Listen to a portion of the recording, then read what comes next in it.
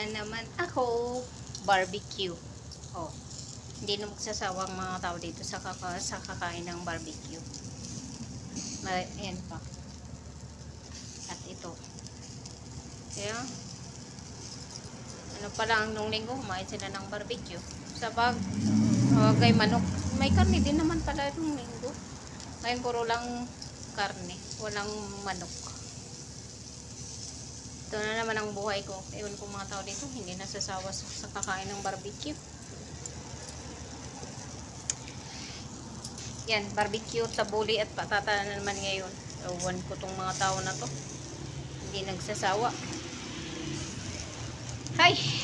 Buhay nga naman. Ayan, babay mo na. At salamat.